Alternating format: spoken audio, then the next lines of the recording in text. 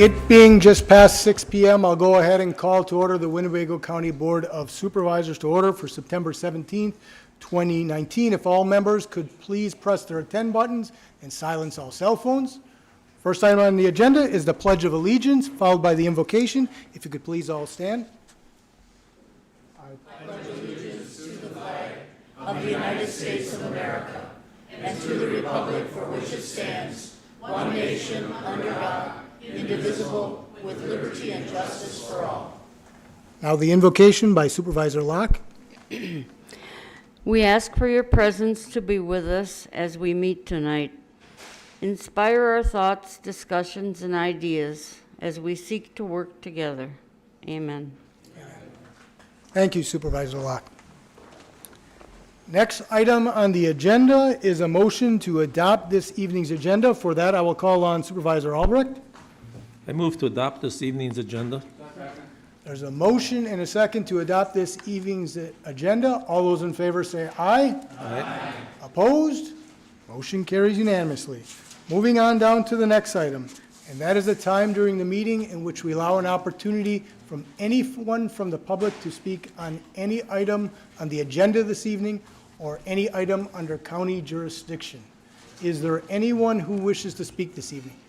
Please, sir, if you could just state your name and address for the record, sir. Good evening, Chairman. Thank you. My name is Bob Schmeichel. I live at 215 Mandela Court in Neenah, and I'm here as not only myself personally, but also as the town chairman in the town of Neenah. And I'm here this evening to talk against support for ATV, UTV usage on any county roads and town roads. In the town of Neenah, we've become more suburban than anything. And our residents have expressed to me more than once that they do not want to have this type of vehicular traffic on our roads. Myself, I own 80 acres and I have a couple ATVs and I use it for utilitarian reasons and husbandry. But if you get off the road with those kind of tires, you're taking your life in your hand, first of all. And quite frankly, if you ever watched any of those commercials on TV, have you ever seen those going up and down the highway or the roadways? No, they're going over hill and dale. And that's what they're designed for. And that's what they should be used for.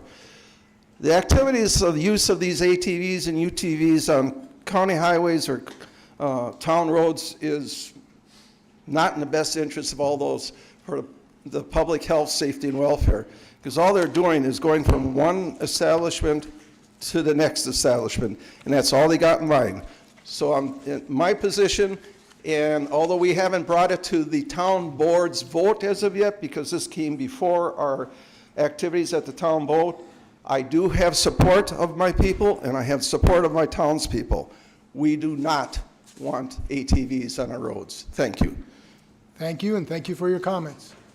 Is there anyone who wishes to speak this evening?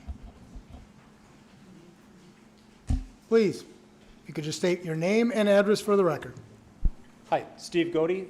I am with the City of Oshkosh, the Assistant Director of Public Works and Utilities General Manager. I'm here this evening to speak to you regarding the Zoning Department request to text and map amendment to the floodplain for Chapter 26. Specifically, Sawyer Creek is approximately a 10,000 acre watershed. Approximately 3,200 acres, or a little less than 1/3 of that, is within the City of Oshkosh limits. The remainder is within the County of Winnebago. The city has performed numerous projects over the last decade to help reduce flooding within the City of Oshkosh. These include detention basins, the dredging of Sawyer Creek, bridge improvements, torn down flood-prone properties. As a result of many of these projects, we're required to do a floodplain map amendment. The new study actually resulted in an increase in the flooding to properties after the improvements were made. The issue being that the baseline for Sawyer Creek was so far skewed to the left that even when we redid it, it pushed us far to the right. So if flooding was here prior to our projects, the new flooding limit is actually higher because of the fact that we cannot count the what are being called rural detention areas. These are essentially existing lowland areas that detain water today due to topography or other restraints. Without some form of control over those properties to prevent them from being filled, they could be filled, again, increasing that base flow of Sawyer Creek and resulting in flooding downstream. Hence, the requirement now that those be controlled by some means and the need for this mapping. The benefits to this are to the City of Oshkosh residents who are also Winnebago County residents.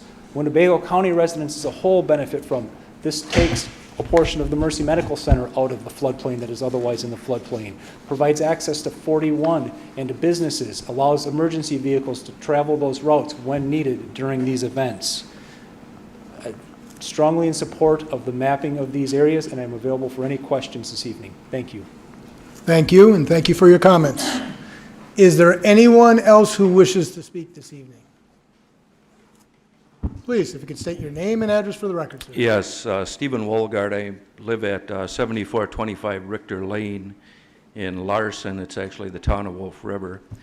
And I'd like to talk to you in support of the ATV, UTV routes to open up the county roads. I'm a ex-police chief, retired police chief, and this is not new. It might be new to Winnebago County, but UTVs, ATVs on roads are not unique in the state of Wisconsin or anywhere else. My mother lives in Mesa, Arizona, a city of about 400,000 people, and we have ATV, UTVs on the roadways there. My opinion is that any politician that stands up and makes a statement about all these people are interested in is going from one establishment to another is ludicrous and irresponsible to even say that. There's some good people out there. When he talks about the tires on these vehicles, it doesn't say rural or wooded. It says all-terrain vehicles, including roadways. I've operated ATVs and UTVs for probably 40 years. I've never had an issue. So I would certainly support you opening up the county roads for us to conduct business. I own a mini farm from my home. I transport fish food and other items, and technically I'm on Richter Lane, which ends at Double M. I've got about 500 feet where I have to travel on a county road, and I'd like to see those opened up. So I appreciate your time and thought on this matter. I've attended most of your meetings. I attended the Highway Commission meeting in which the sheriff was at. I thought he brought up some very valid points. I have not had an opportunity to take a look at the revised edition that you did. I fully support the rules of the road, if you will, not allowing very young people who may have taken an ATV course to operate on a roadway. I'm a licensed ATV, UTV instructor for the Department of Natural Resources, and I think very young people don't belong on a roadway. I think you should have to be 16 with a valid license and follow the rules of the road like any other motorist would, including pedestrians who are allowed on these roadways. Very small vehicles such as mopeds, which are allowed on these roadways. I don't see any difference here, so I would ask you to support opening up those roadways, even if there's if you wish to put a sunset clause on this and look at it after a year, see if you've had any major problems with it. There was discussion about the sheriff and I believe the highway commissioner having a right to shut down those roadways. They said, how are we going to notify the people? Well, your larger communities do it all the time. It's called a snow emergency. And if there's snow plows out, plowing, ATV routes are closed. It's as simple as that. So thank you again for your consideration on opening those roads up. Thank you, and thank you for your comments. Is there anyone else who wishes to speak this evening? Please, and Hi. if you can state your name and address for the record. Sure. Hi, I'm Michelle Staff. My address is 101 South Webster Street in Madison, Wisconsin. And I work for the Department of Natural Resources, and I'm also here for the Sawyer Creek floodplain adoption. I'm here on behalf of the city and the county board supervisor who asked me to come for any technical questions you have about the issue. The DNR did approve the study that was submitted to them. We have no position on this issue, other than that we did approve the study that was submitted to us, and if there is a change in that study, we will be asking either probably the city to or with in conjunction with the county to revise the modeling that reflects what the floodplain really is. So if the storage areas are not adopted. So I'm here for any technical questions. Thank you. And thank you for your comments. Is there anyone else who wishes to speak? Please. Hello, my name is Eric McMullen from Frederick Street in Oshkosh. I am here on behalf of Team Winnebago Land Power Sports. We are on the Jackson exit here in Oshkosh. And I'm here to speak in support of the ATV, UTV ordinance. I just want to say that we're in the business of selling UTVs, but we're also in the business of educating.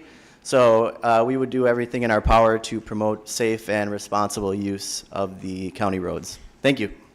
Thank you. Please, if you could state your name and address for the record, sir. Alan Davis, Community Development Director with the City of Oshkosh. Two items I want to speak on. Number one is the floodplain zoning report number 3 in support of the floodplain zoning code. Of course, we support that.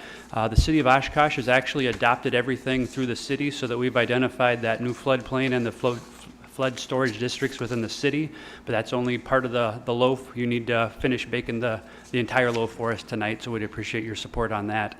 I'm also here to talk about the taxiway that's under consideration. The city and the county have collaborated on a aviation business park, and we purchased the property. The city and the county got some grant money to help install it, but the city did create a TIF district, and we borrowed quite a bit of money to put the infrastructure in that aviation business park. And I think the aviation committee and the finance committee all support the idea of extending the taxiway into the aviation business park, just so we have that piece taken care of when it comes to pitching the location for aviation-related businesses in that aviation business park. And I still think Oshkosh and Winnebago County is perfectly positioned to attract those types of businesses.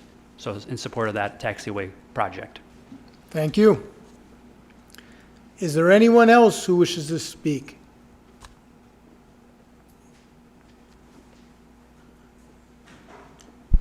Please go ahead, sir. Hello, Jim Bennington, 102 South 2nd Avenue in Winneconne. I'm here to support the UTV ordinance.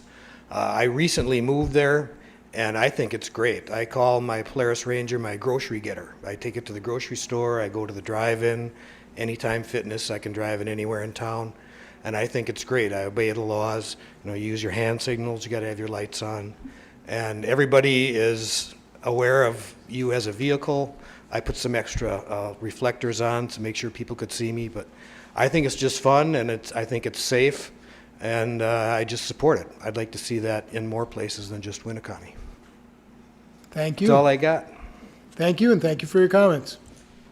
Is there anyone else who wishes to speak this evening? Is there anyone else who wishes to speak this evening? One final time, is there anyone else who wishes to speak? Seeing no other, we'll go ahead and close that portion of the evening, and we'll move on to the next item, which is correspondence. For that, I'll call on Clerk Ertmer. You have a number of petitions for zoning amendments. The first one comes from Kevin J. Hoppy in the town of Clayton, requesting a zoning change from A2 to R2 for residential purposes as referred to planning and zoning. Petition for zoning amendment from Dennis Lang in the town of Winneconne, requesting zoning change from A2 to R2 for garage lots, referred to planning and zoning. Have a notice of claim, and that is from Wisconsin Public Service for September 6th damage to some of their reditching excavation equipment on Ripple Avenue. This is referred to the Personnel and Finance Committee. And then a notice from Gary Retzlaff for claim to his damage caused by road paint, wet road paint on one of the county highways. That's referred to Personnel and Finance for action. Then you have one resolution coming from Wapaka County. The subject is court fees and costs in probate and juvenile cases. And They're urging the governor and the legislature to make statutes consistent and urges the legislatures to revise and amend. And that's referred to the legislative committee. Thank you, Clerk Ertmer. Moving on to the next item on the agenda, and that's reports from committees, commissions, and boards. Any reports from any committees, commissions, and boards? I'll call on Supervisor Schneider. Thank you, Mr. Chairman. I just want to report that I received a phone call about a week and a half ago from Sarah Dietrich Kasdorf. She reported that Mark O'Connell had asked if I would introduce a speaker at the annual conference on Monday. So I will be introducing Mary Kolar, the Secretary Designee of the Department of Veterans Affairs. So. Very good. Thank you. That's quite an honor. Any other reports from committees, commissions, and boards? Seeing none, we'll close that portion of the agenda. We'll move on to the next item, and that's the approval of the proceedings from the August 20th, 2019 County Board meeting. There's a motion and a second to approve. Any changes, adjustments? Seeing none, we'll do a voice vote. All those in favor say aye. Aye. Opposed? Motion carries unanimously. Moving on down to the next item, and that is County Executive's Report. I'll call on Executive Harris.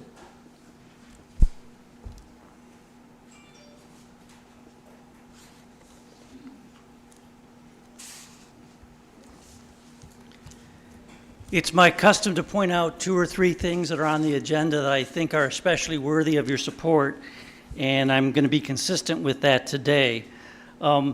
There's a resolution on here to convert the coroner to a medical examiner.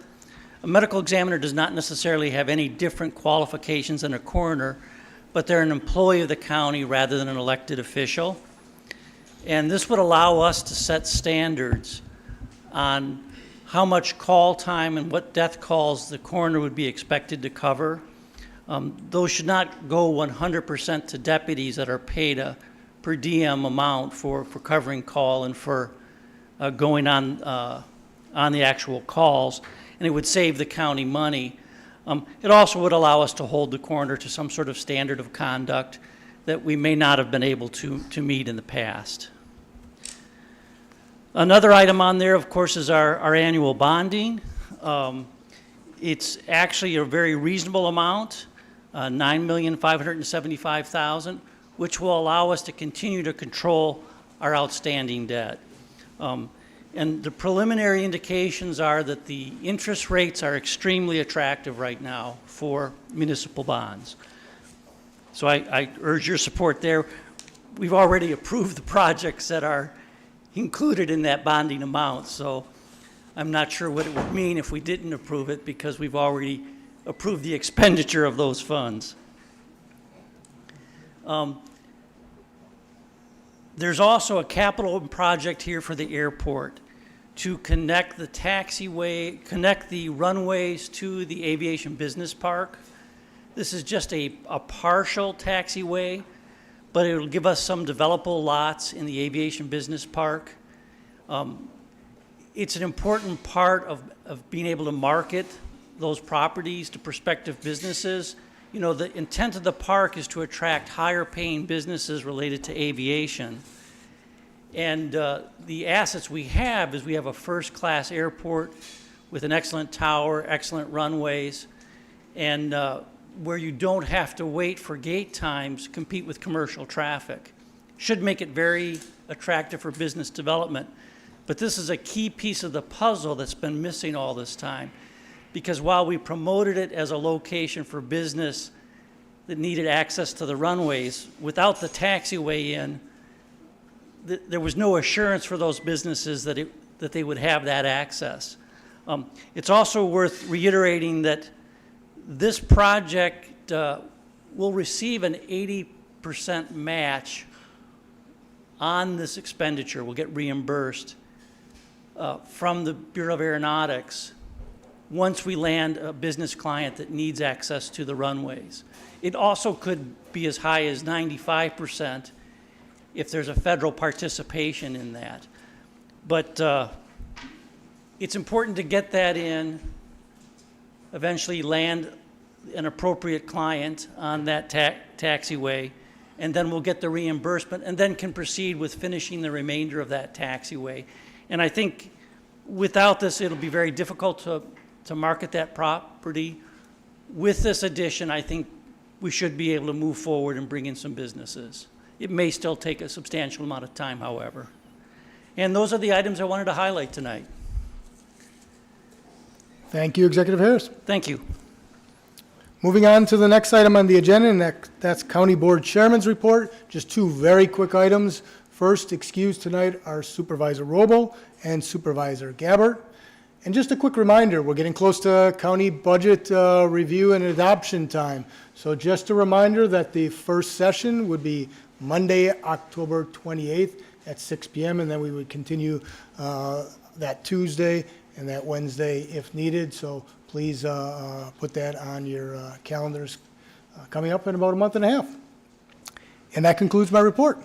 So moving on down then to zoning reports. Please. Oh, please, Supervisor Finch. Thank you, Mr. Chairman. I'd just like to bring up what's gone down in the parks this past week. There's a number of people who would like to not use our dog park that we have fenced in.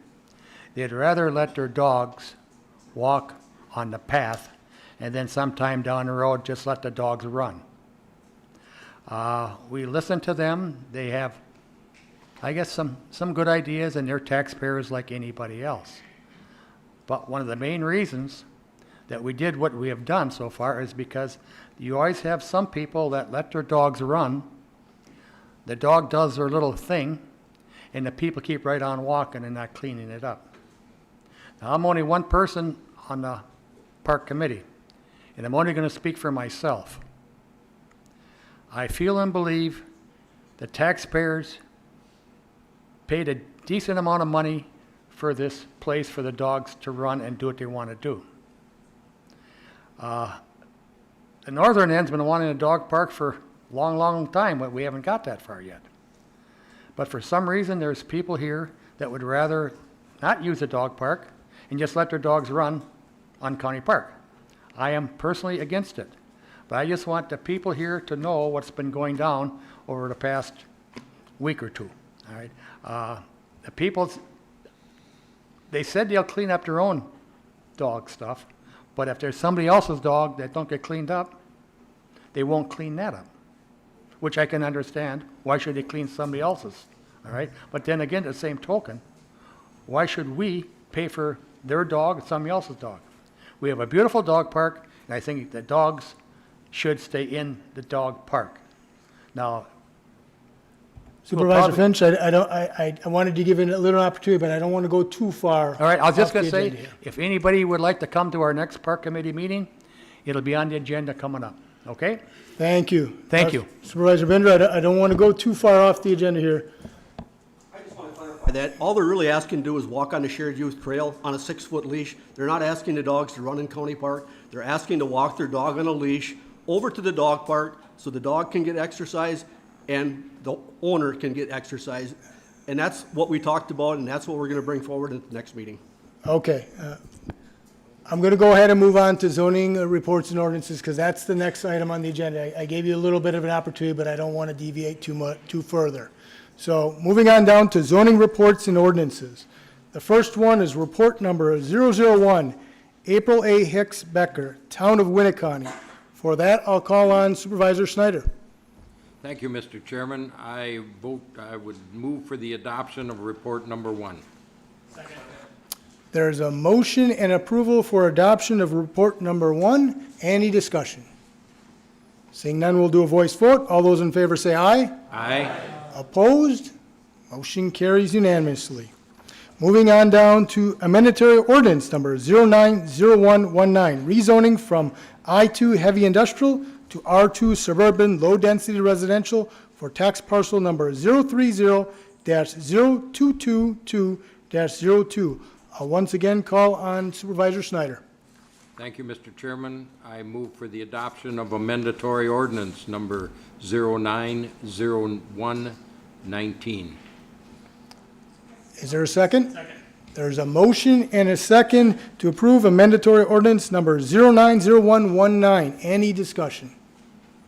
Seeing none, we'll once again do a voice vote. All those in favor say aye. Aye. Opposed? Motion carries unanimously. Thank you, Supervisor Snyder. Moving on down to the next item, that's report number 002, Winnebago County Planning and Zoning Committee. For that, I'll call on Vice Chairman Egan. Thank you, Mr. Chairman. I move for the approval of report number 002. There's a motion and a second to approve report number 002. Any discussion? Seeing none, we'll do a voice vote. All those in favor say aye. Aye. Opposed? Motion carries unanimously. Moving on down to amendatory ordinance number 09022019. Winnebago County Planning and Zoning Committee is requesting a land use plan amendment to include a revised farmland preservation plan and map. Once again, I'll call on Vice Chairman Egan. Thank you, Mr. Chairman. I move for the approval of 09022019.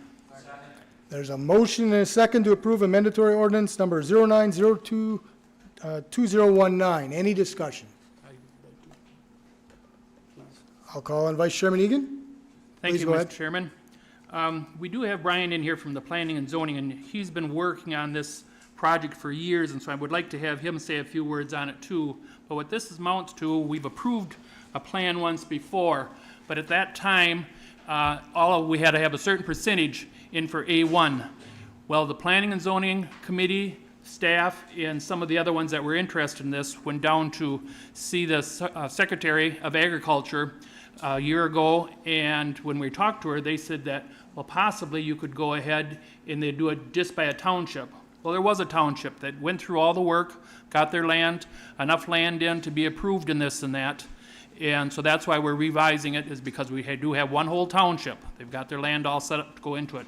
So, Brian, if you'd like to have anything to add, Mr. Chairman, I'd like to have him come forward, because he's been working on this for years, trying to get this set up. Please, if you have any comments, sir. Thank you, Supervisor Egan. For those of you that don't know, I am Brian O'Rourke. I'm the planner for the county, and I believe Supervisor Egan summed it up fairly quickly and fairly well.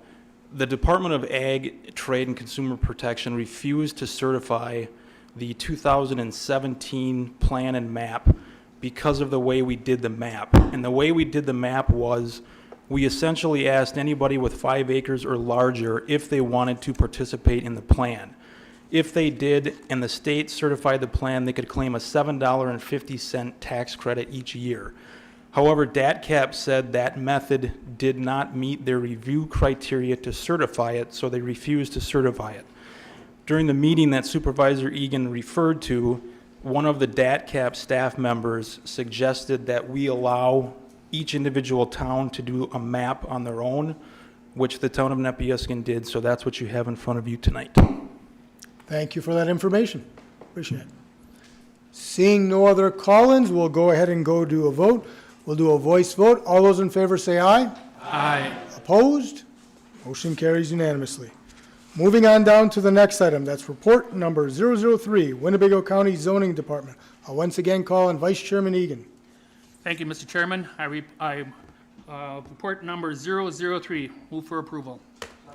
There's a motion and a second to approve report number 003. Any discussion? Seeing none, we'll do a voice vote. All those in favor say aye. Aye. Opposed? Motion carries unanimously. Moving on down to the next item, that's a mandatory ordinance number 09032019. Winnebago County Zoning Department is requesting a text and map amendment to the floodplain zoning code, Chapter 26 of the Winnebago County General Code. I'll once again call on Vice Chairman Egan. Thank you, Mr. Chairman. I move for the approval of mandatory ordinance 09032019. There's a motion and a second to approve a mandatory ordinance number 09032019. I see a few call-ins. I'll first call on Supervisor Eisen, followed by Supervisor Fari. Thank you, Mr. Chairman. Reading this report, reading this amendatory ordinance, it presents to me a dilemma. The dilemma is, do we authorize the potential flooding of those landowners who are listed along with this report and ordinance for the benefit of the floodplain so that residents of unincorporated areas can purchase flood insurance. You're going to have a balance between permitting that map, which will permit the purchase of flood insurance, or you're going to encumber those properties of the listed owners, and it's a dilemma. Thank you, Supervisor Eisen. Next speaker, Supervisor Fari, followed by Supervisor Defferting. Thank you, Mr. Chairman. I can address the question to Mr. Egan or Mr. Rowe. What would you prefer, sir? I'll address it to Mr. Egan as chairman of the committee. Why don't we start with the Vice Chairman Egan? Okay. We have a list enclosed, I believe it's your third page. All of these properties are outside, I believe, of the city limits, and they are located within a town, different towns. Of these owners of the property, how many gave their permission to map their property and accept the restrictions that go with it? We'll probably go back to back there, but I'm going to tell you, as far as I know, giving full permission, I would say none gave full permission. Not a one. That I know of. Not one person who owns this land gave permission to be mapped and restricting their property as to what they can do with it at all. Some people might call that a taking. Of course, I suppose they would be abstract. I simply call it irresponsible. That's my comments. Thank you, Supervisor Fari. Next speaker is Supervisor Defferting. Thank you, Mr. Chair. There was a lot of confliction with the Planning and Zoning Committee about this, and there was a lot of questions in the air, too. And probably the biggest point of contention for me is that those property owners within what would then be considered flood storage in this map amendment would then mean that if they were to build something as so much as like a shed in their yard or a driveway, they would then be required to put in a retention pond or something similar that would hold the water per the equivalent amount of surface area that they are developing on their land. This means that these properties over in the towns out there in the rural areas, it makes it incredibly more expensive to develop, and let's face it, it does take away some property rights from them, and so I needed some clarification on some things, and I think that. In my personal opinion, there was a lot of discussion about what was considered flood storage versus what is considered a flood zone.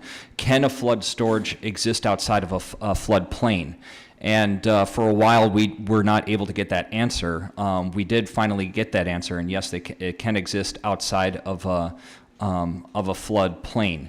So these are areas that are outside of an actual flood zone, but they are considered to be flood storage, and therefore that's the place where the water is naturally held to deter flooding or mitigate flooding upstream, which will ultimately benefit most of the people that live in Oshkosh. I had a lot of people out there that just felt that this was something that would benefit the city of Oshkosh and that the rural farmers have to suffer for it.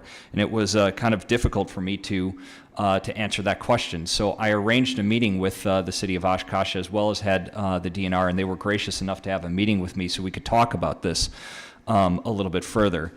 And, they did express to me that, indeed, these areas do hold a lot of water. They may not be flood zones, but they do hold a lot of water, and it's just simply not ideal for them to develop on that land. And I certainly agree with that, but at the same time, I don't think that we should take property rights away from people either. So again, to kind of echo what Supervisor Eisen said, it's very conflicting. The other thing too is that there is that possibility where Winnebago County could no longer participate in the National Flood Insurance Program. I don't think that that's going to be the case if we decide to reject this letter of map amendment. I do think that we can find different ways to mitigate flooding. The DNR does have the capability to do that. They do have the power per their state statutes. But I think that if we could, figure out a way for us to mitigate flooding without needing to take away property rights, that's really ideal. So that's what I have to say on that. Thank you, Supervisor Defferting. I'm going to call on our Corporation Counsel to provide one clarification. Please. I just wanted to quote some language that the DNR had provided to us that I think is important for all of you to hear to make your decision. This was an email from a woman by the name of Michelle Staff, who is a floodplain management policy coordinator with the State National Flood Insurance, Bureau of Watershed Management, Division of External Services, Wisconsin Department of Natural Resources.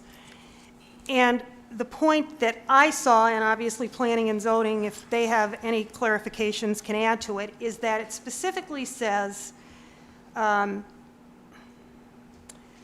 FEMA can immediately suspend, not will, but can immediately suspend Winnebago County from the National Flood Insurance Program.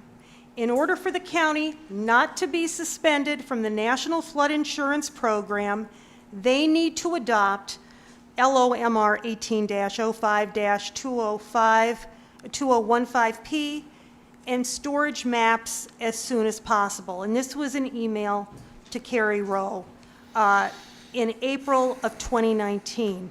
There is also a letter of map revision determination document, which again, basically, and it's from the Federal Emergency Management Agency, and it talks about one important line, the criteria, including adoption of the FIS report and FIRM, and the modifications made by this LOMR, letter of map revision, are the minimum requirements for continued NFIP, National Flood Insurance Program, protection. So I just wanted to point that out to you as well. Thank you, Corporation Counsel. I see a couple more call-ins. First, Supervisor Fari, followed next by Supervisor Eisen. Thank you, Mr. Chairman. I would ask Mr. Egan, do you have a committee vote on this document? 4-1. 4-1? Thank you. Thank you, Vice Chairman Egan, and thank you, Supervisor Fari. I'll next call on Supervisor Eisen. Thank you, Mr. Chairman.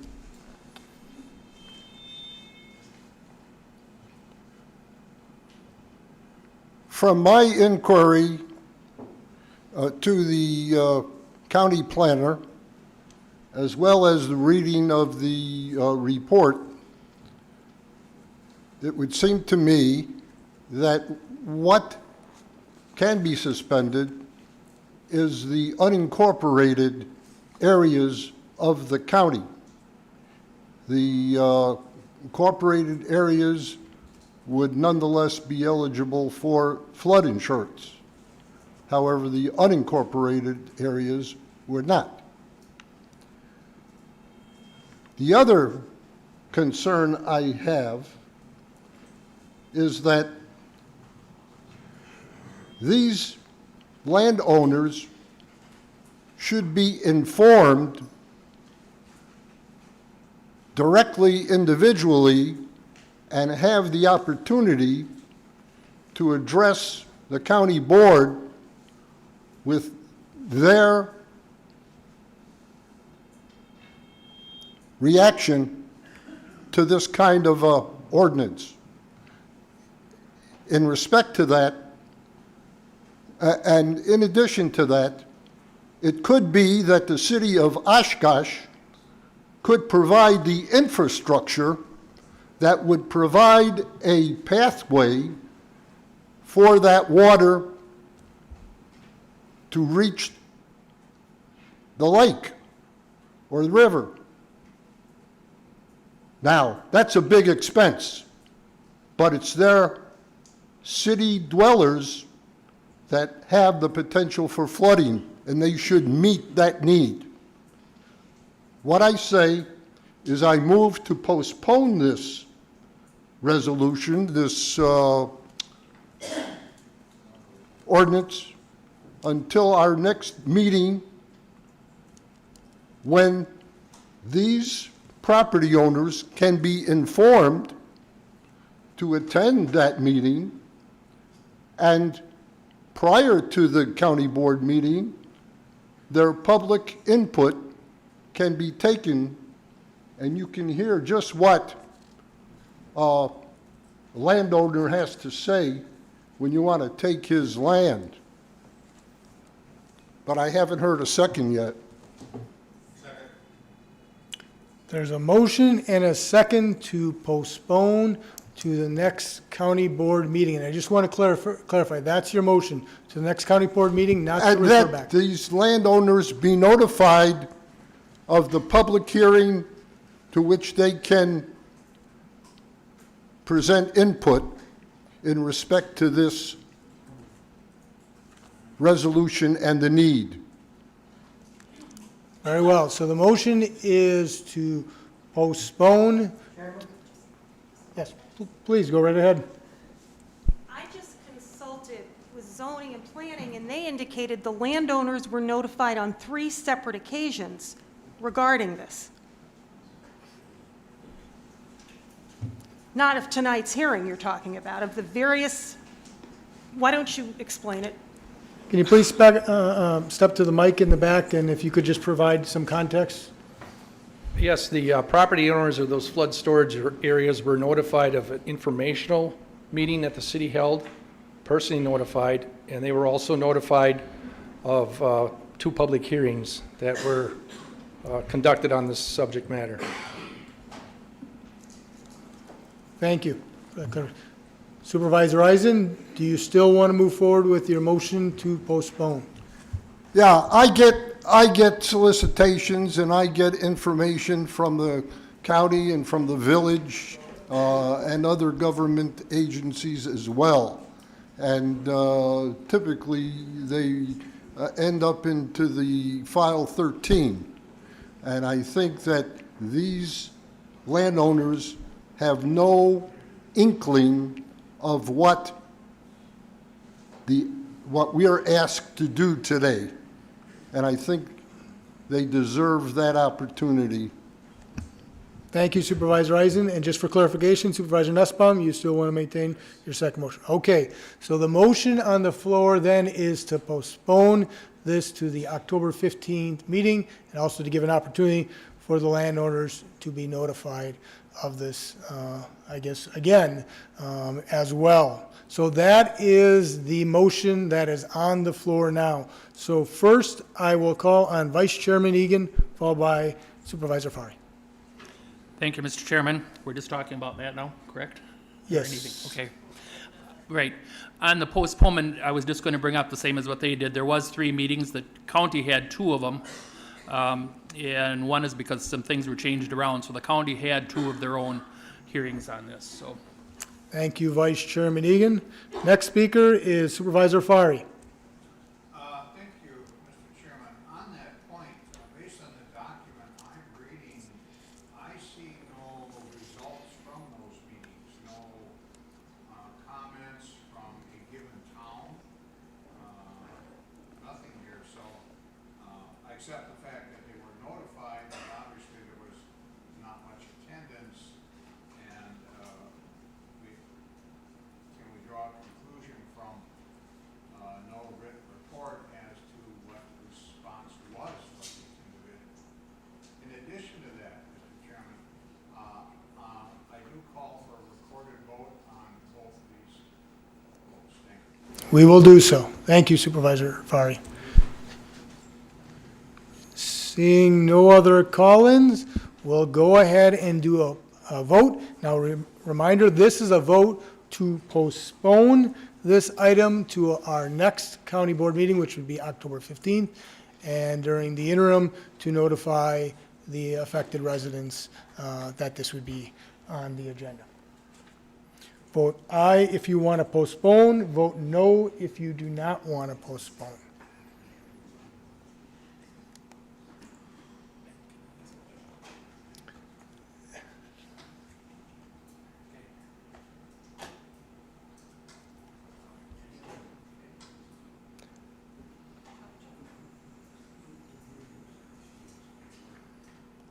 And that motion carries 18 to 16. So it is postponed to the October 15th meeting, and in the intervening time period, we will notify the residents. Okay? It's over. All right. Moving on down, that completes our zoning reports and ordinances. So we're moving on down to resolutions and ordinances.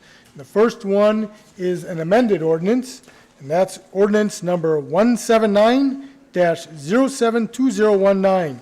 Create section 1.16 of the General Code of Winnebago County, all-terrain vehicle, utility terrain vehicle routes and regulations. I'll call on Supervisor Albrecht. Thank you. This was sent back to the Highway Committee, and we discussed it all again, and our conclusions and the conditions of it all start on number 28 on through to, I believe, 50. So I move for your acceptance of this. We discussed it, we put in our conditions and stuff that was asked of us at the last meeting. So I move for your. Okay. There was a motion. There's a second?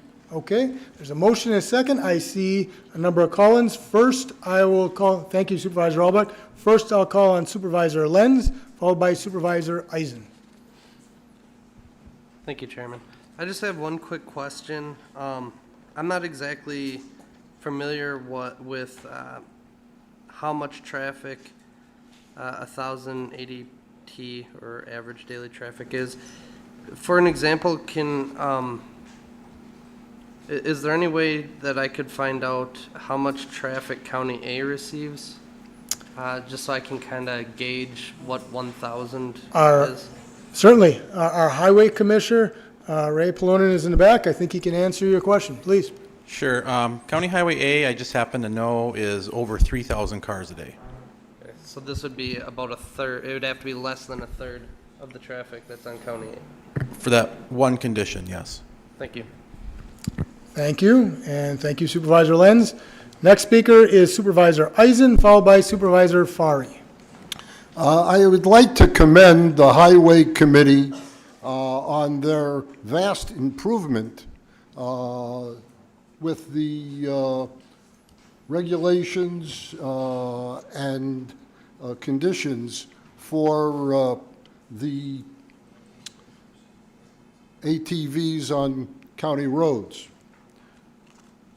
Notable is that the ATV operators must possess a valid motor vehicle license.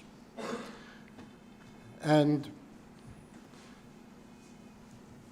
the other is a concern of what roads would have a count of 1,000 or less. My instinct tells me that should be 500, but I would certainly entertain information from the Highway Commissioner as to what county roads are included or excluded. Please, if you have that information. Once again, the Highway Commissioner.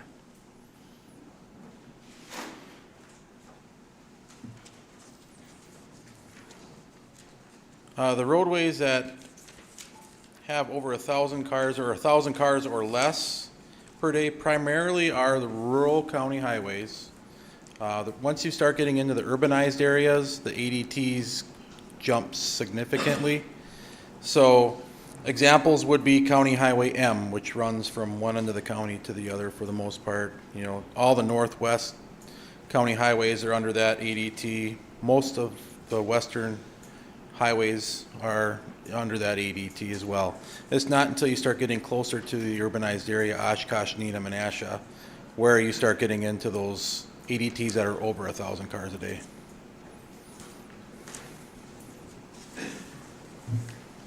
Thank you. Thank you. Thank you, Supervisor Eisen. Next speaker is Supervisor Fari, followed by Supervisor Defferty. Thank you, Mr. Chairman. I am moving to offer an amendment at line 50, identified specifically as para N. The last one you have on line 49 is para M. This would be para N. I'll read this slowly, hopefully enough. ATV, UTV operators shall possess the state of Wisconsin motor vehicle insurance coverage per section 344.33. My opinion, if they're going to run ATVs on the roads, UTVs, they need to have insurance. And if you could please provide the numbering for the section that you were referring to, right at the end of your amendment. That I think we missed. You want me to provide this to? If you could I'm sorry, I provide didn't to catch the, everything. if you could provide it to the clerk, just so we have the proper wording. I Sure. got everything except for the state statute. Okay, that is section 344.33. Based on my research, that's the section of law that requires a minimum insurance, liability, and other documents, specifically liability. And I think it's, from memory, is $25,000, something like that. Okay, I'm going to go ahead and try to read this, and please correct me. So this would be amendment, and it would be point N, actually, after the M. And it would say ATV/UTV operators shall possess the state of Wisconsin motor vehicle coverage per section 344.33 of Wisconsin state statutes. Vehicle coverage. Vehicle coverage. Yes, correct. Correct. Yeah, and just to clarify, you meant vehicle insurance coverage. Very good. So that is the motion now on the table. So all discussion going forward is on the amendment. Okay? So moving on down to the next speaker, that is Supervisor Powers, specifically on the amendment. No? Thank you. Supervisor Albrecht, specifically on the amendment? No. Thank you. Supervisor Ellis, on the amendment? No. Thank you. And Supervisor Nussbaum, on the amendment? No. Thank you. One more call in, Supervisor Eisen, specifically on the amendment. Yes, Mr. Chairman. Please. Could we ask the Corporation Council whether this would be relevant or whether this would be permissible? I don't remember in the days that I sold casualty insurance that we were insuring ATVs. But it's been a while since I've dealt with that, so the liability from the automobile may shift over to the ATVs. I don't know whether we're opening a can of worms, but I think it deserves an airing. Okay, I'll call on Corporation Counsel Mary Ann Miller to answer the question. My understanding is that it is allowable. I do not have the statute, so I don't know if 344.33 is accurate. But obviously, we would need to make sure that's accurate. But I know Sheriff Motz is here, and he could probably respond to this as well. Sheriff Motz, please. Yeah, there are two other counties that require insurance, Kewanee and Fond du Lac. So I don't have their exact verbiage, but it is basically what is being proposed. Thank you. And thank you Supervisor Eisen. Seeing no other call-ins, I'm going to go ahead and attempt to do a voice vote on this amendment. All those in favor say aye. Aye. Opposed? No. Motion carries. I believe there were 2 no votes. All right, moving on down now to the main motion again as amended. I'll call on Supervisor Powers. Thank you, Mr. Chairman. And this is only because I don't know the answer to this. I think one of the things we discussed the last time this came up was that you didn't have to be 16 or have a driver's license to ride one of these things. It could be a child. Then there is this decision about a valid motor vehicle driver's license. Then there was someone who spoke earlier and said that he trains people on how to use these. And is there a license for underage people that is considered a valid motor vehicle driver's license for children, underage children who can't drive a car but can drive an ATV? I'm only asking, I don't know. I'll call on Sheriff Motz. There is a certificate that the DNR offers a course for those that are 12 and older.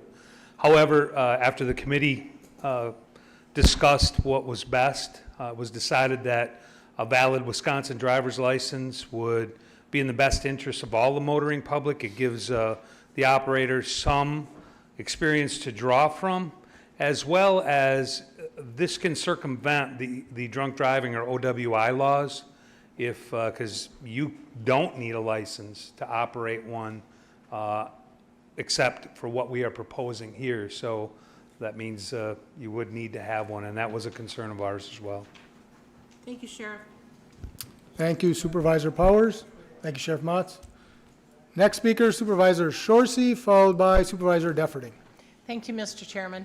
I think there's been some really good work here, done here, and I'm very comfortable now with moving ahead with this, especially because the municipalities will have a lot of control over selecting the roadways that are appropriate. So I am going to vote in favor. Thank you, Supervisor Shorsey. Next speaker, Supervisor Defferting, followed by Supervisor Eisen. Thank you, Mr. Chair. I speak in favor of this too. I think one of the key things looking at all of this is that is a letter K, a line 45 on page 2 of it, where it says routes shall remain open during daylight hours only. And I think that was certainly key for me. That's I have a feeling that would be a big cause of many collisions is not proper vision. I don't think that ATVs and UTVs currently have, I don't think it's commonplace for them to have proper lighting and headlights and reverse lights or brake lights and so forth. When that becomes more common and more prevalent, we can certainly revisit this and make an amendment where we can adjust it to nighttime use as well. But in the meantime, I speak in favor of this. Thank you.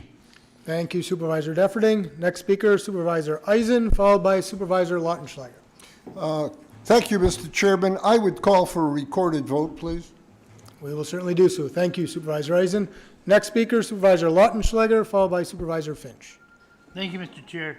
I think this is very good. I like the limits they put on, especially where you have to have a valid driver's license.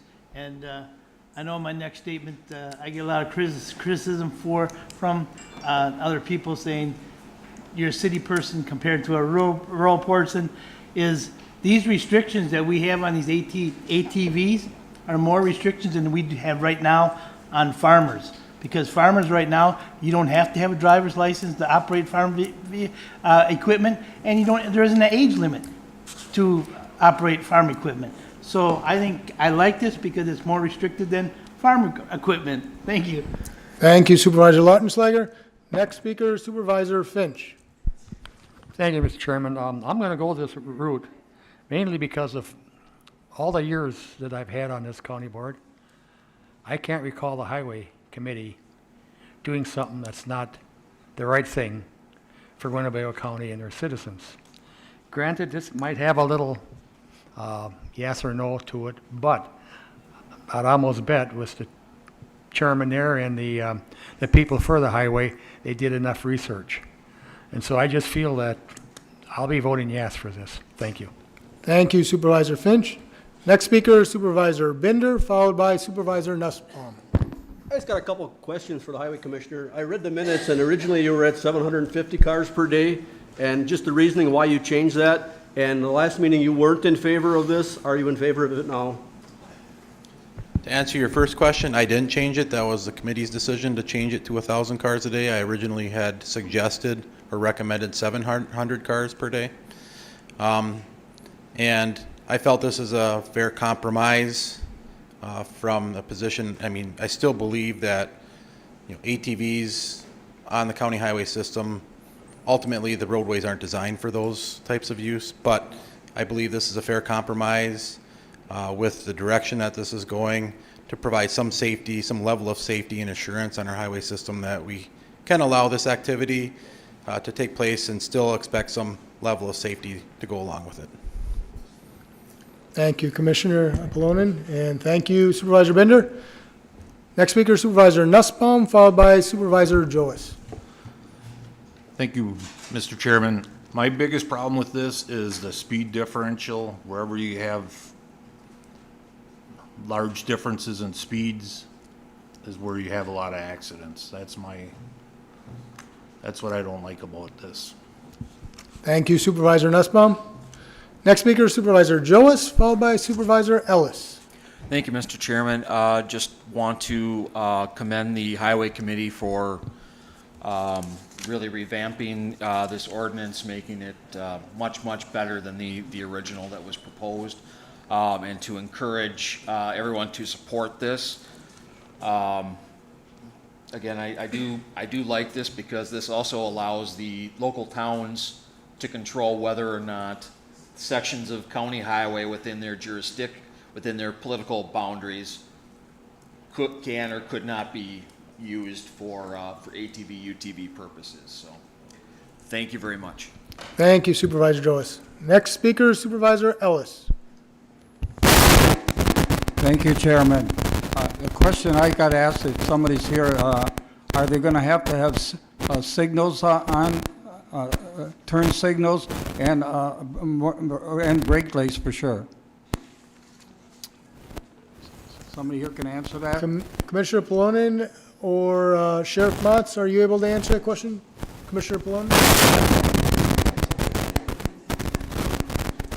I'm looking at the ordinance. I believe most of, if not all of them, are already equipped with the proper lighting. So turn signals, I don't think so. But the brake lights and headlights, they're all equipped with. I would recommend that they should have turn signals. Thank you, Sheriff Motz. I'm going to call on Vice Chairman Egan as well to respond. Thank you, Mr. Chairman. Right here, when you sign up, you have to have a license for these. I hope everyone knows you don't just be able to go out and ride. You have to have a license to go on the road. And it says right here that you must have 4 tires, steering wheel, tail lights, brake lights, 2 headlights, and the width not more than 65 inches, seat belts, roll bar. They've got it all written here. And this is right through the DNR from the state. So there's nothing about directionals. Thank you for that clarification, Vice Chairman Egan, and thank you, Supervisor Ellis. Seeing no other call-ins, we'll go ahead and do a vote. We'll do this as a roll call vote. Please recall this is as amended with the additional of line N regarding the insurance. So vote aye if you want to approve it as amended. Vote nay if you don't.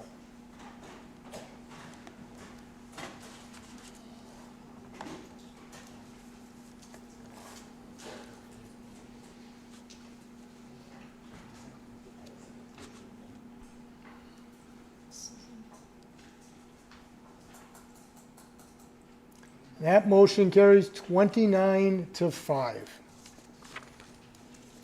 So moving on down then to the next item, and that is resolution number 199-092019. Disallow claim of Eric Torbeck I'll call on Supervisor Rasmussen.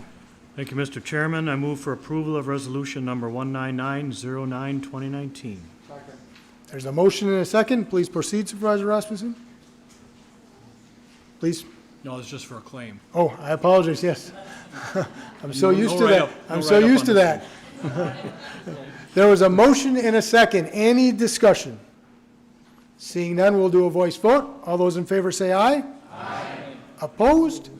Motion carries unanimously. Moving on down to the next item. That's resolution number 200-092019. Disallowed claim of We Energies 06/18/2019. Once again, I'll call on Supervisor Rasmussen. 20009, 2019, and no write-up on this either. Thank you. There was a motion and a second to approve resolution number 200-092019. Disallowed claim of We Energies. Any discussion? Seeing none, all those in favor say aye. Aye. Opposed? Motion carries unanimously. Moving on down to the next item. That's resolution number 201-092019. Authorize abolishing the Office of Coroner for Winnebago County and implementing a medical examiner system in Winnebago County. I'll call on Supervisor Wingren. Thank you, Mr. Chairman. I move approval of Resolution 201-09, 2019. There's a motion and a second to approve. My fellow supervisors, tonight is opportunity time. That's different than howdy doody time. This is the first step in a process. This resolution is nothing more than a declaration of our intent. In other words, a declaration of what we are going to go forward and do with a new way of delivering services to our citizens, a way that is efficient, effective, and professional. As you know, we have an opening in the office of coroner. The governor appoints. So we felt it's right, by we I mean the Judiciary and Public Safety Committee. We felt it was right for the governor to know that we intend to change. So he's fully aware, our citizens are fully aware, all stakeholders are fully aware of what we intend to do. It's time to take advantage of this opportunity. It's a time to reform and a time to transform. Our committee has exhaustively studied the issue, discussed the issue, researched the issue. We've identified the problem, and you know it well. We have now a coroner position where we have a lack of qualifications and a lack of accountability. Our intent is to move forward and study in great detail how we'd like this office to be formed, involving the stakeholders, the funeral directors, the hospital people, the senior citizen advocates, all sorts of people in our county, find out what they would like to see in a medical examiner. Then our job is to develop a policy for this person, medical examiner, to do his job, or do her job. So we need to continue to collect data, which we will. We need to look at other counties, see what they do, other models, see what they do, learn from them. We need to determine what kind of money is needed to run this office. We could possibly save money or lower the cost overall by combining services with other counties. We need to look into that. We need to take time. And so I urge you tonight to join us. It'd be nice to have a unanimous vote. Again, we have this opportunity tonight. I saw one of the Argus posters the other day that we used to love as teachers in our classroom. It said, "Opportunity knocks, but you have to open the door." So it's up to you, and I really hope that you will support our decision to move to a medical examiner. Thank you. Thank you, Supervisor Wingren. Next speaker, Supervisor Rasmussen, followed by Supervisor Warnke. Thank you, Mr. Chairman. I agree with everything that was just said there, and I believe everybody has been following the news on this the last few months, and I don't think this needs a lot of discussion. This is a no-brainer. We need to pass this. Thank you. Thank you, Supervisor Rasmussen. Next speaker, Supervisor Warnke, followed by Supervisor Finch. I also agree with what Supervisor Wingram said. However, I want the older people here to know, or remember that we had this problem, I don't know, 15 years ago, and it was decided not to get a medical examiner because of the cost. And I guess I'm willing to go along with what Wingram said, and I think it's, it's fair, and we should do it, but it was an extremely expensive thing at the time that we looked at it. That's all I got to say. Thank you, Supervisor Warnke. Next speaker is Supervisor Finch, followed by Vice Chairman Egan. Okay, does the county exec actually hire this individual? And if... Based on this resolution, and, yes. And he actually hires him, or does it still need the county board's approval of it?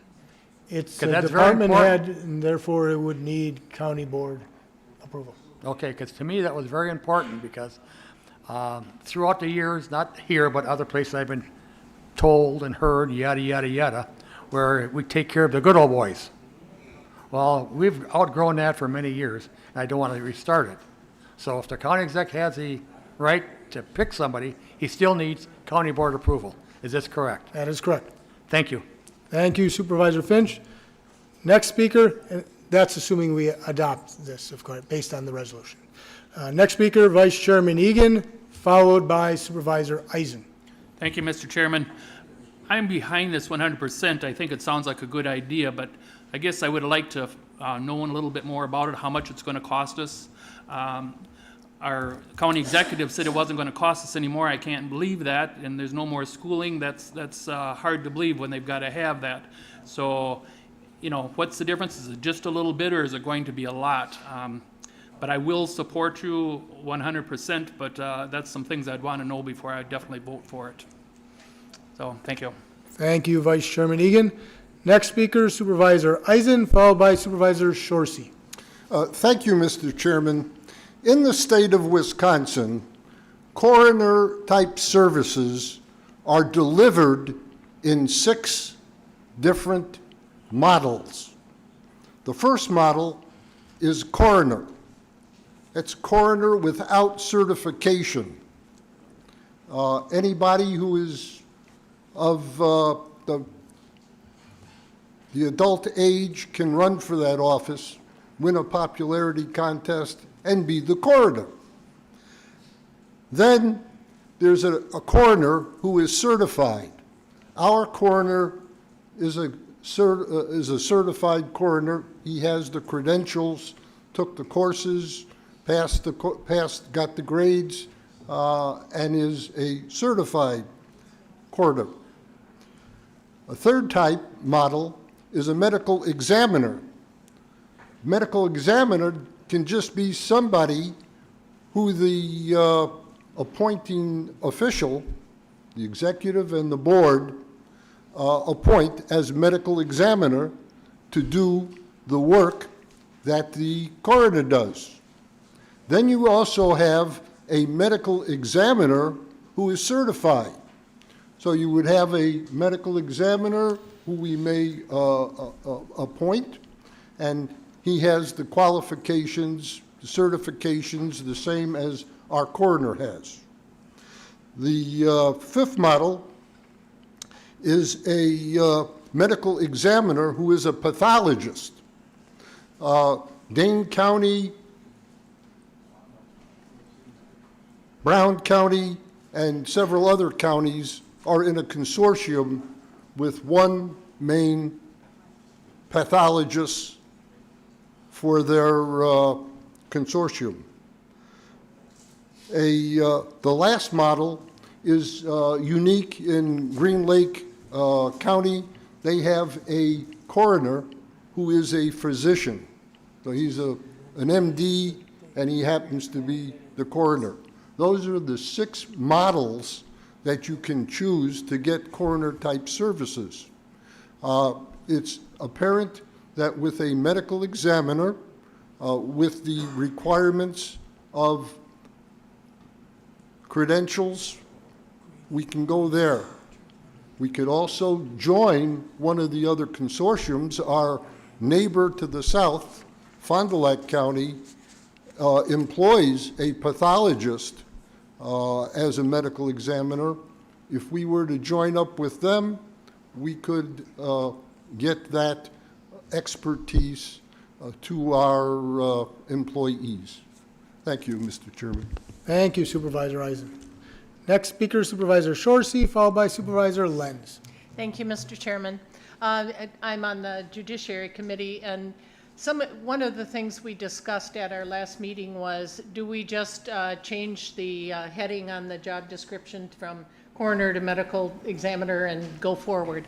And what we decided was we really want to work with the county executive to take a step back and do some research and some thinking and looking beyond what we have done to see if there are better ways of doing what we do.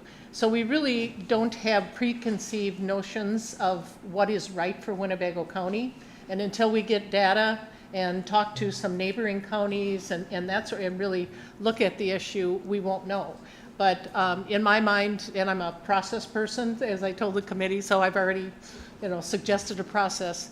But what I see is that we would come back to you with a couple options, and one would be, one is always do the same thing, and what's, going to be the result of that. But we look at this as an opportunity to really, first of all, talk to the people who have worked with our coroner over the years and hear from them. So, and we did hear some of that, during what we went through these last few months. So involving people and then looking at other models that work well. There might be opportunity for us to provide services for others. You just don't know until you start digging in. And so we ask that you just be patient with us as we go through what we hope will be a very good process, and then come back with some recommendations and some thoughts for the full board. Thank you. Thank you, Supervisor Shorsey. Next speaker, Supervisor Lenz, followed by Supervisor Powers. Thank you, Chairman. One thing that was concerning me when I was reading through this was the removal of a position that's directly accountable to the people through election.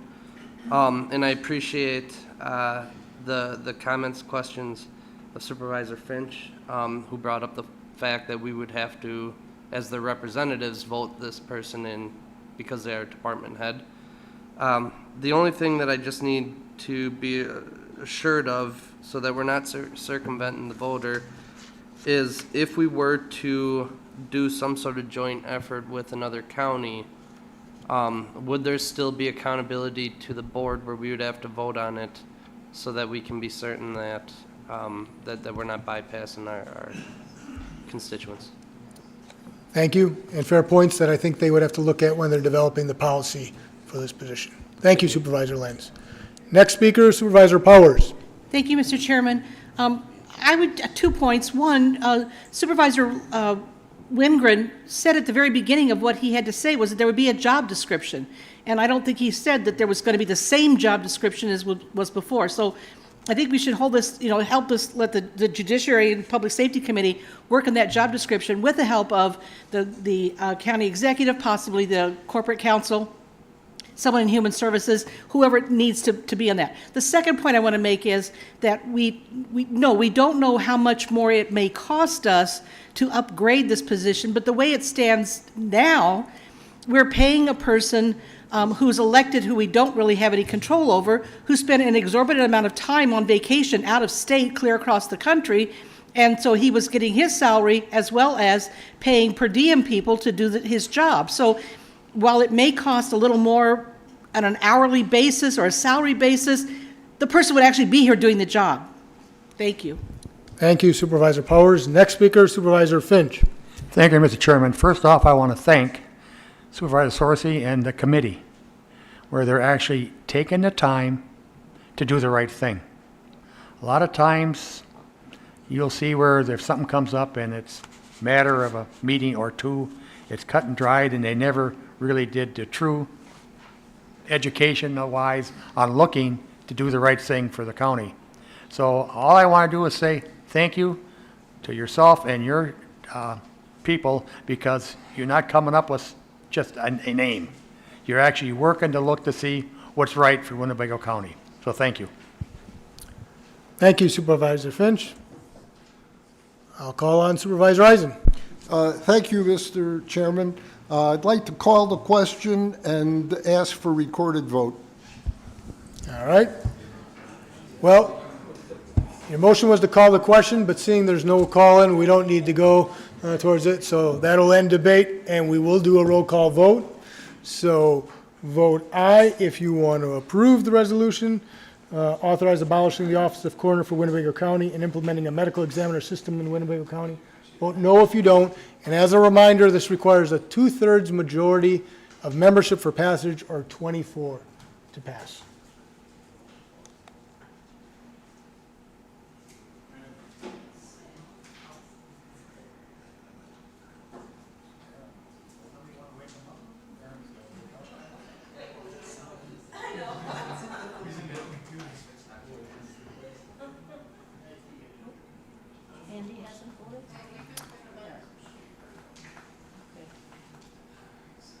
And that motion carries 33-1.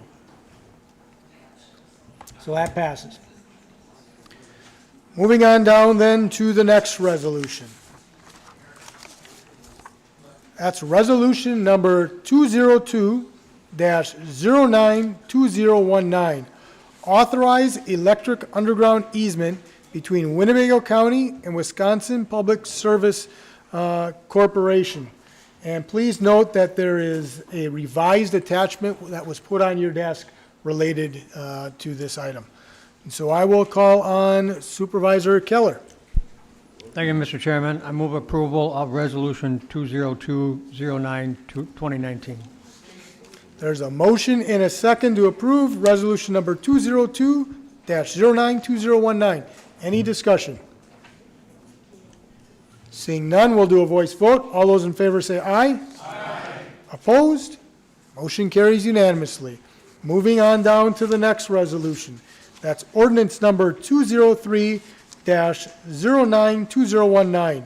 Create section 9.42 of the General Code of Winnebago County, abandoned personal property. I'll call on Supervisor Wingren. Yes. Thank you, Mr. Chairman. I move approval of this resolution, this ordinance. There's a motion and a second to approve ordinance number 203-092019. Any discussion? Seeing none, we'll do a voice vote. All those in favor say aye. Aye. Opposed? Motion carries unanimously. Moving on down to the next resolution. That's resolution number 204-092019. Authorize a system upgrade agreement with Motorola to provide hardware, software, and professional services and maintenance of the Winnebago County Sheriff Department's Astro 25 system. I'll once again call on Supervisor Wingren. Thank you, Mr. Chairman. I move for approval of Resolution 204-9/2019.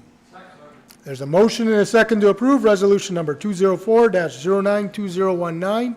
Any discussion? And we'll once again do a voice vote. All those in favor say aye. Aye. Opposed? Motion carries unanimously.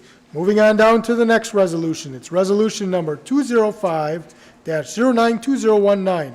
Authorize a 3-year service agreement with Stanley Convergent Security Solutions Incorporated to continue to provide maintenance and repair services to the Winnebago County Sheriff Department security system. I'll once again call on Supervisor Wingren. I once again move for approval of Resolution 205-9/2019. There's a motion and a second to approve resolution 205-092019. Any discussion? Seeing none, we'll once again do a voice vote. All those in favor say aye. Aye. Opposed? Motion carries unanimously. Thank you, Supervisor Wingren. Next, moving on to the next resolution. That's resolution number 206-092019. Authorize acceptance of multi-discharger variance program funds from the City of Fond du Lac Regional Wastewater Treatment Facility. I'll call on Supervisor Fari. Thank you, Mr. Chairman. I move for approval of resolutions 206-092019. Second. There's a motion and a second to approve resolution number 206-092019. Any discussion? I'll call on Supervisor Snyder. Thank you, Mr. Chairman. Just a point of order. Is there a reason why Supervisor Egan is listed as absent at the present time? Thank you for that clarification. We'll ensure that. Thank you for the point of clarification, Supervisor Snyder. Any other call-ins?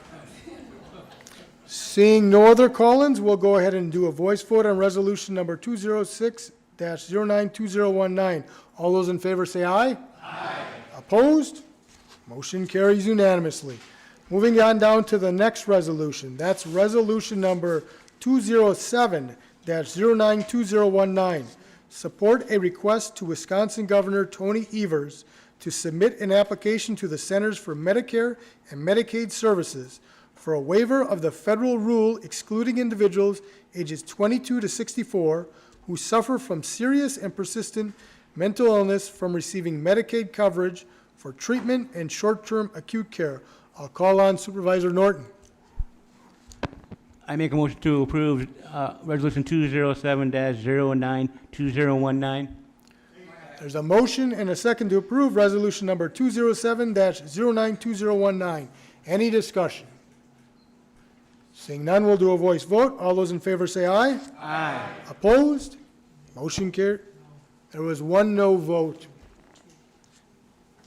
Two no votes, Supervisor Brunn and Supervisor Nussbaum. Thank you. Moving on down to the next resolution. That's resolution number 208-092019. Authorize borrowing an amount not to exceed $9,575,000 and authorize the issuance and sale of general obligation promissory notes therefore. I'll call on Supervisor Rasmussen. Thank you, Mr. Chairman. I move for approval of Resolution 208-09-2019. There's a motion and a second to approve resolution number 208-092019. Any discussion? I see a couple call-ins. So first, I'll call on Supervisor Eisen, followed by Supervisor Keller. Thank you, Mr. Chairman. I would call for a recorded vote for this $9 million approval. Thank you, Supervisor Eisen. We will do so. Next speaker, Supervisor Keller. Thank you, Mr. Chairman. I would like to make a motion to amend a simple correction here. On line 10, it states project, let's see, I'll start here on line 9, including projects at the University of Wisconsin-Fox Valley campus. On July of this year, there was an announcement made by the UW system that name would change to University of Wisconsin-Fox Cities. If we could make that amendment. And I agree with the clarification. I think we need to clarify the actual name. I think it was actually something like University of Wisconsin, Oshkosh, Fox Cities. Correct, But correct. you're You're correct, correct. Supervisor Keller, that we need to correct that. So if we can just do a friendly amendment to the correct wording of the university. Thanks for that clarification. Okay, with that correction, anything further, Supervisor Snyder? Nope. Okay, thank you. Seeing no other call-ins, we'll honor the request by Supervisor Eisen, so we will do a roll call vote. We'll move to a vote. Vote aye if you approve the authorization for the borrowing. Vote no if you don't.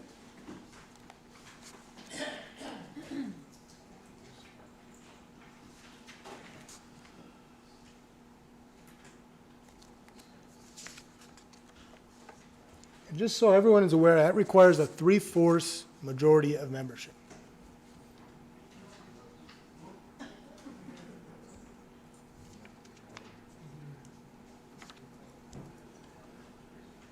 And that motion carries 33-1. Moving on down to the next resolution, and that is resolution number 2019-092019.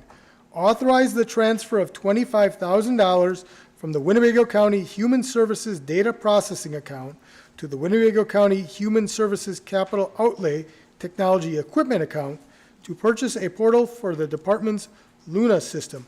I'll call on Supervisor Norton. Make a motion to approve Resolution 209-092019. There's a motion and a second to approve resolution number 209-092019. Any discussion?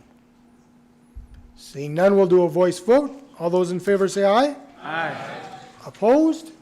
Motion carries unanimously. Moving on down to the next resolution. That's resolution number 210-092019.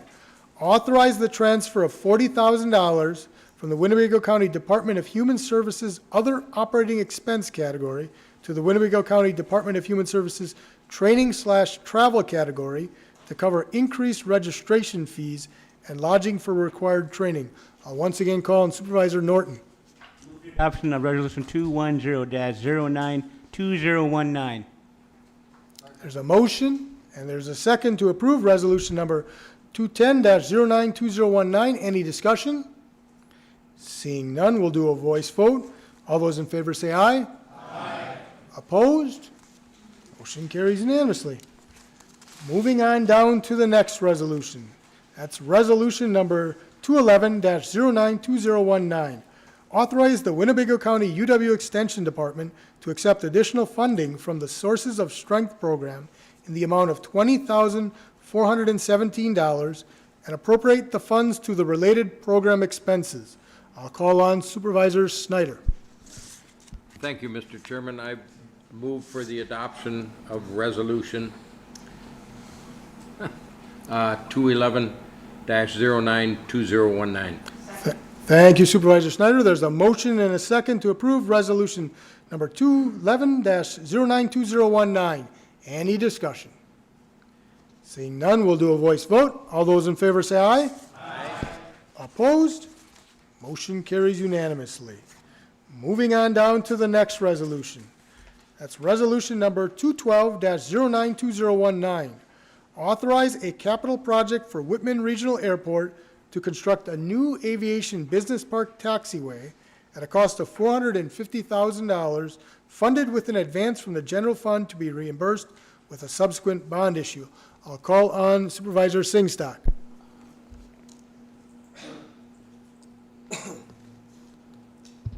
I move to approve resolution number 212-092019. There's a motion and a second? There's a motion and a second to approve resolution number 212-092019. Any discussion? I'll call on Supervisor Eisen, followed by Supervisor Defferty. Thank you, Mr. Chairman. I would ask for recorded vote. Thank you, Supervisor Eisen. We'll honor the request. Next speaker is Supervisor Defferty, followed by Supervisor Shorsey. Thank you, Mr. Chair. I do have a question to the airport director. Has there been any businesses that have taken interest in this business park, or are there already existing businesses there if we were to build this taxiway? Our airport director, Jim Schell, is in the back. Please go ahead. Thank you, Mr. Chairman, members of the board, and Supervisor Defferting. We have actually been talking to, since this past air venture, we've been talking to 2 new companies that we previously hadn't been speaking with along the lines of the targeted industries we're looking at to populate the business park. That being said, there's no one that's ready to sign on the dotted line today to build in the business park. However, this project, and I can certainly speak to the merits of it, is essential in completing the vision of an aviation business park. Without a connection to the airport, it's, I think, as Jason White had said to an email to the county board, it's a great industrial park, but it has no aviation link to it. And so without that link, it's just another industrial park in the city of Oshkosh. Thank you. I do have another question. Is what's your estimated lifespan of this taxiway? When do we have to go back in for either repairs or replacements? That's a great question. I appreciate that one. It's very similar to any other concrete pavement, a taxiway pavement we'd put down on the airport. Typically a 30 to 50 year lifespan. 50 years is kind of the extreme end of that, but we've seen some of our other concrete taxiways hit the 50-year mark and actually exceed that mark. So I think we've had the good fortune of good contractors building out pavements on the airport in past years, because not every concrete taxiway lasts that long. However, the good rule of thumb is 30 to 50 years, and concrete pavement in general is a lot less maintenance intensive than asphalt pavements. Thank you. I have one last question. Because you're building this taxiway, you're creating a relatively big impermeable surface. Are you looking to create any water retention on your property to match this? So that's another great question. As far as the impervious surface that's added with the addition of this taxiway, part of it is outside of the city of Oshkosh city limits, so that's not assessed. At least the stormwater runoff fees. A portion of it is in the city, which is the piece that extends onto the business park, which that's now in the city limits. And so from a stormwater fee standpoint, it's fairly minimal. From a stormwater retainage standpoint, it's also fairly minimal. It's 370 feet long by 50 feet wide. So it's not a huge expanse of pavement. However, all of the improvements that were designed for the business park itself were designed out for future stormwater retainage. So there's a detention pond in the business park itself now. It's a wet detention pond. However, it was designed around a certain amount of development in the park, and so we're really set up very well for future developments, including this piece that's extending into it. Thank you. Thank you, Director Schellen. Thank you, Supervisor Defferting. Next speaker, Supervisor Shorsey, followed by Supervisor Norton. Thank you, Mr. Chairman. It's time, and I fully support this move in the direction we want to go to develop a business aviation park adjacent to the airport or as part of the airport. And again, there are certain investments we have to make, and yes, there is some risk. But if you drive down to Fond du Lac, go up to Appleton, look at some other communities, and you'll see that this is a good direction, a potentially really good direction for us in terms of proper use of the airport now that life has changed, right? So I would encourage you to vote yes and to help us to move forward. Thank you, Supervisor Shorsey. Next speaker, Supervisor Norton, followed by Supervisor Gordon.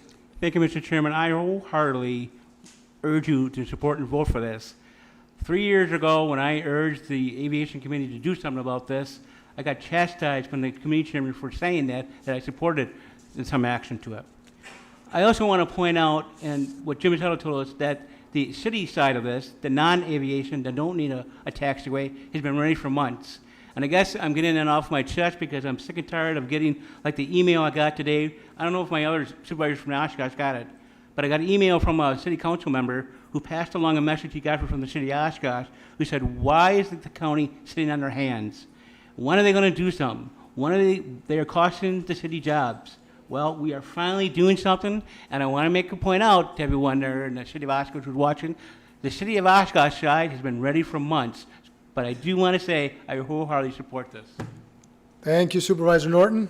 Next speaker, Supervisor Gordon. I just want to start out by saying I do support this, but I'm curious about the security as far as having this taxiway from a business park onto the airport. How does that work? I'll call on our airport director to answer your question. Thank you. Thank you, Mr. Chairman. And if you would refer to, I have a memo attached in your packet, and after the memo should be a number of exhibits. There's one that specifically that shows more detail of the taxiway connector that's extending into the business park. And as part of that taxiway connector is a modification to the existing fence line. So there'll be fence line, and it'll be a temporary realignment of the fence, but it'll be essentially permanent fencing that is going to be still fencing the airfield out from the rest of the land until we have further development. So that was looked at from the design team standpoint and the airport staff standpoint of saying, how do we still secure the airport while building into the business park? And that was the best, I think, scenario. We looked at a couple of different options, but essentially there'll be a fence line that's jutting out around this taxiway, and then once further development comes along, then that fence line will be modified again in the future. So would that be the expense on the county then, or would it be from the business park, Oshkosh County? I think the fence line expense in this project is fairly minimal. It's in the $5,000, $6,000 range. And it's not a lot of fence that we're realigning, but we do need to maintain the security of the airport and fence out things like wildlife, so we definitely can't have an opening in the fence. As far as the payment, that cost is part of an eligible cost of the rest of the project for what we're doing with this resolution, with this $450,000 funding request. Future development in the park will really be dependent on what entity is building, who's paying for which part of it, whether it's the county or whether that's a private enterprise. Okay, thank you. Thank you, Director Schell, and thank you, Supervisor Gordon. Next speaker is Supervisor Binder. I'd like to just say, like, if you look at how long it takes the county to build something, I mean, we had that 16-bed crisis center. They started building that 3 months ago. Gantner started building assisted living on 76. It's 3 times the size of our building, and they're 3 times as far as we are in a month. So if we don't build this today, I wouldn't want to sign a contract to build on that industrial park because it'll take us 2 years to get a runway. And when you're borrowing money, you're relying on that to be open. When you're ready, you need to go. You got payments to make. It's not like us at the county. We borrow $9 million and, the taxpayers pay it back. When it gets built, it gets built. But these people need this, and I think we need to move forward so this industrial park does take off. Thank you, Supervisor Binder. Seeing no other call-ins, we'll go to Supervisor Finch. Thank you. I'm going to surprise a lot of people. I'm going to go with this. No, I am. But there's only one reason. We have a new director, and I'm tired of taking taxpayers' money for an airport that has never been developed. If you go back and you look at all the money that's been poured into that thing, you'd probably feel the same way, unless you're tied to the good old city of Oshkosh. However, we have a new gentleman here. He seems like he really knows his stuff. And I want to give him the opportunity and a chance to prove that we got the right thing going. So I'll be voting yes. Thank you. Thank you, Supervisor Finch. Seeing no other call-ins, we'll go ahead to a roll call vote by the request of Supervisor Eisen.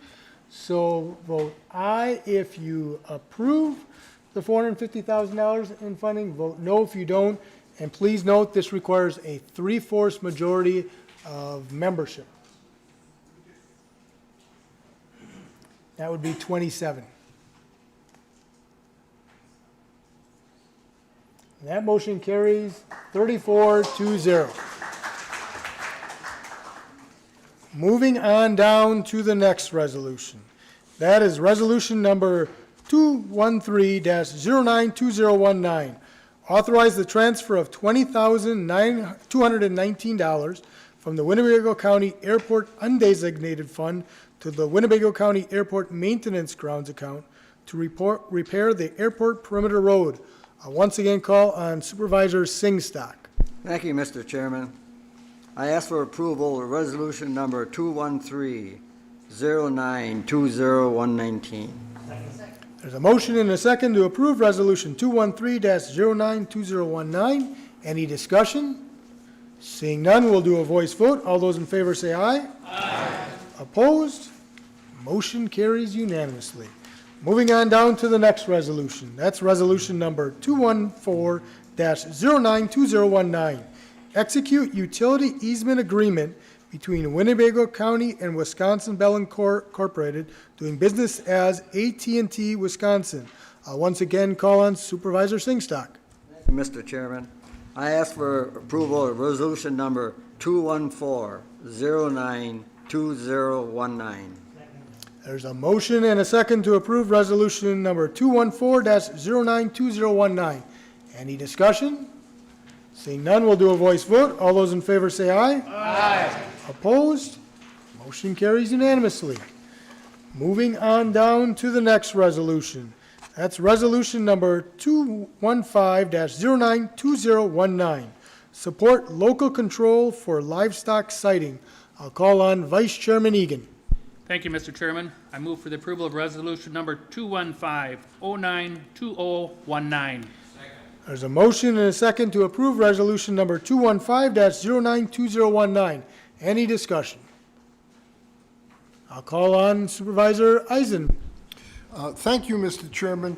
I'd like to ask you to ask the Corporation Council if this resolution requires a 3/4 vote rather than just a simple majority. Corporation Counsel, if you could please clarify for him?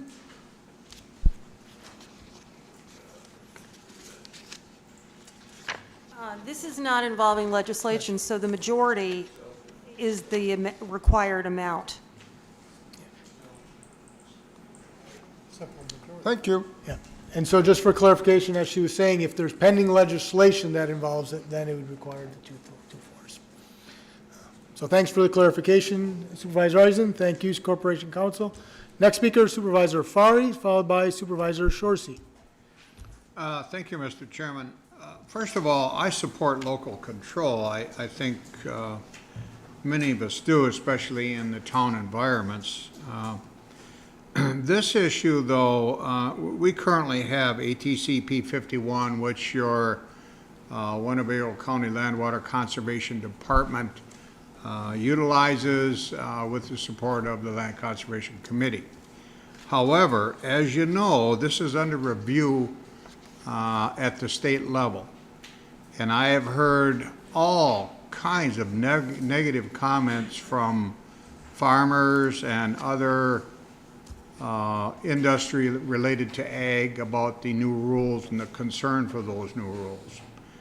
So I guess I'm kind of torn at this point in time. Until I see those rules and I can evaluate what changes they're advocating, I believe it is my best interest to vote either no or abstain. So just so you know, I'm really concerned about the new rules, and we just don't know what they're going to be yet. So this advocates that once the new rules are passed, we on the local level could not only utilize the rules, but may be more restrictive. So it's a step I'm really cautious about.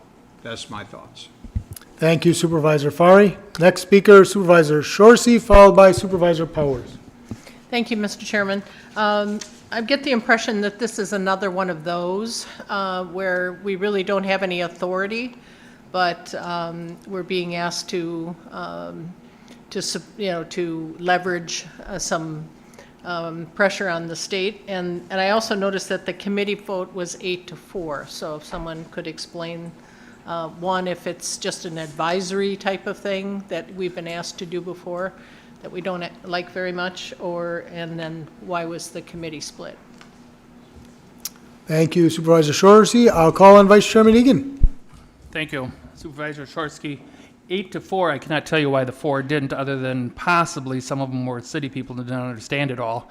Because some people that don't understand this is these bigger herds, like the 700 and more cows or beef or whatever, that the townspeople don't have any control whatsoever. And I'm very surprised, and I have to say it, and I probably shouldn't, but Supervisor Farah, you're the one that made the motion to put this in here. Thank you. Given that he pointed that out, I'm going to give you an opportunity to respond just because of the nature of the... Please go ahead and respond, Supervisor Fari, then we'll go to Supervisor Powers. Thank you. Well, at that point in time, Mr. Egan is absolutely correct. As I stated, I support local control. And when it gets to CAFOs, I think there is a need for that local control. However, since that time and that vote, a lot of issues have risen on the state level.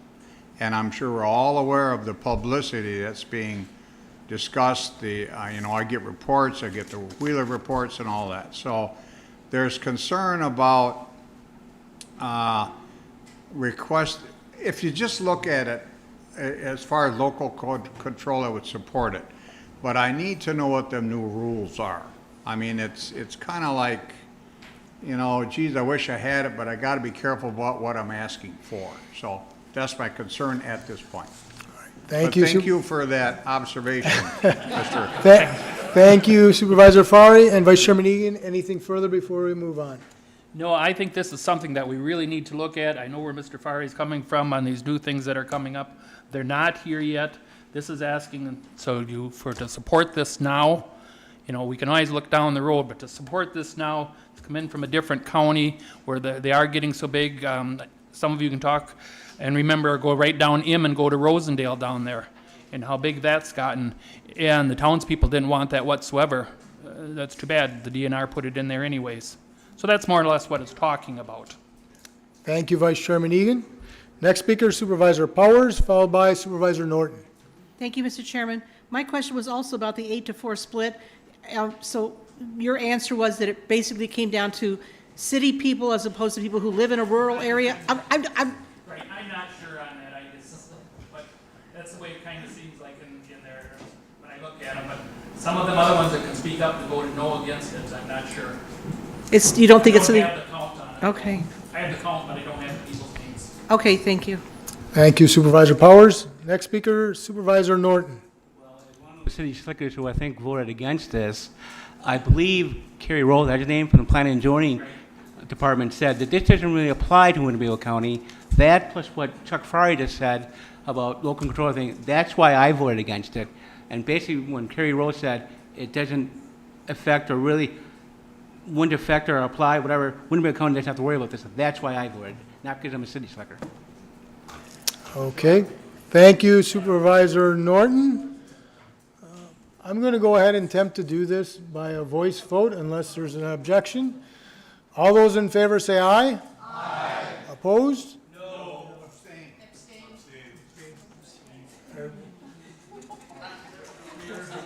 For those who abstained, if you can please go on the... But it already passed, though, because it was a majority vote. So those folks who abstain, it is their right to let the county clerk know, to put it on the record what your vote was. But it was clear by a voice vote that it did pass. Put on the record that I abstained. And for all the others who abstain, please let the county clerk know after it, and we'll make sure that it's within the minutes. Okay. All right? All right, very good. So moving, do we have them all? Okay, very good. So moving on down then to the final resolution, and that is resolution number 216-092019, support Take Back the Night Rally. I'll call on Supervisor Spellman. Thank you, Mr. Chairman.